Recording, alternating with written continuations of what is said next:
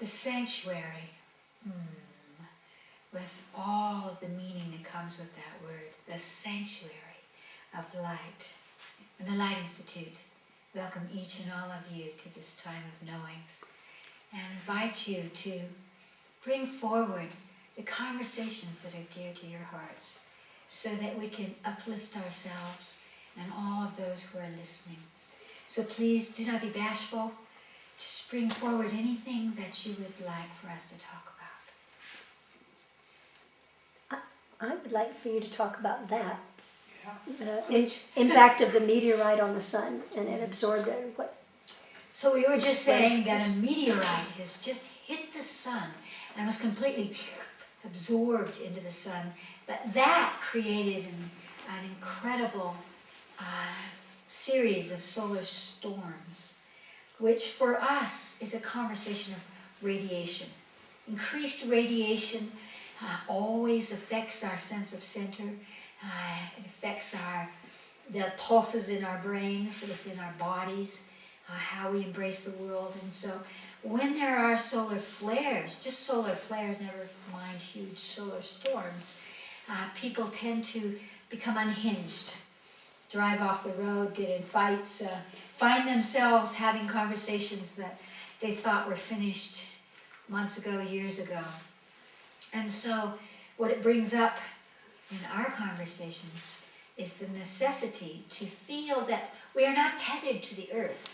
We are not tethered to an emotional body that says, these are the things that are making me safe, but rather that we can find a place, the spin point of our soul, the centeredness inside us, that can spin with any kind of energetics that are going on, because that's what frees us. When we have a sense of our center, then if we get wobbled into one direction or the other, it's all right. And each little wobble allows us the power of change. And so my conversation about these incredible cosmic events is that they precipitate the changes that are necessary for us.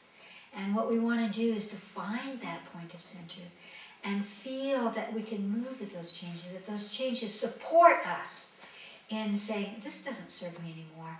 What do I need to do to move on, to let go? I found years ago that the only thing that allows the emotional body to let go is the spiritual body. And so when I say spiritual body, I'm not talking about books of dogma or religions.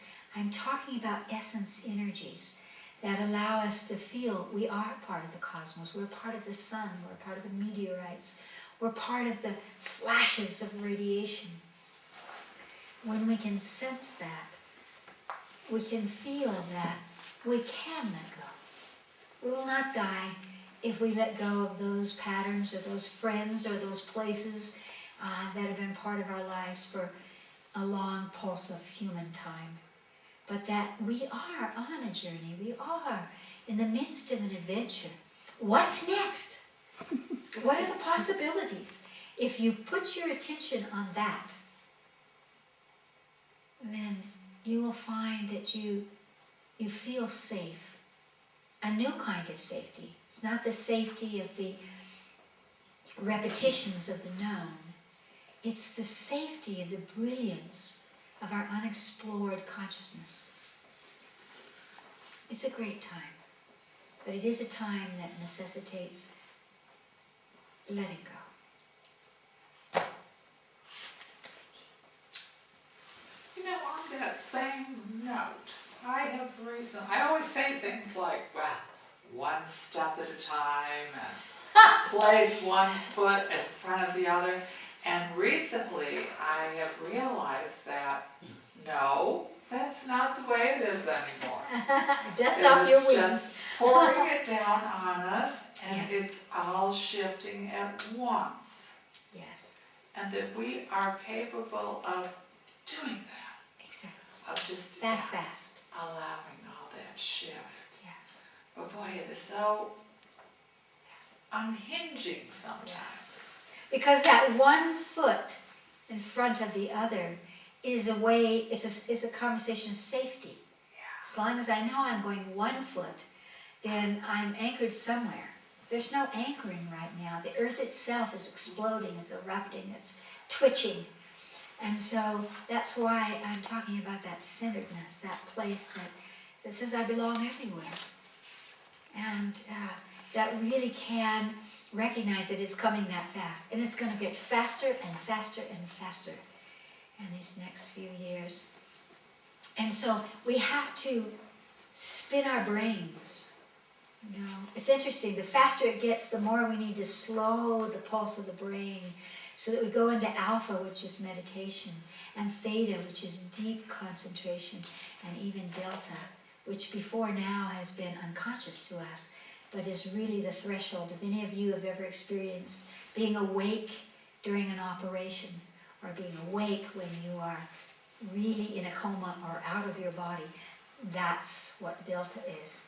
And we're going to touch those frequencies because that kind of expansion and increase in the percentage of the brain that's available to us is what is necessary now. Not for survival. It's not the conversation of survival. It's how can we see the hologram big enough to recognize that, yes, we are a part of it. If there's an earthquake, if there's an explosion in the sun, if there is a drama, and there are a lot of dramas going on right now, what's our part? What do we have to give to it? Not how can we hide from it. There's no hiding. There's no hiding now. And that's why we've all come, and it's why it's important to meditate together. It's great to meditate alone, and my higher self says that life is meditation. Meditation is life. We could be meditating as we're driving, but we need to come together so that when we focus on something, we amplify the potential of it. So one step in front of the other, no. Jump off the precipice. There is no bottom. You've heard me say it before. There is no bottom.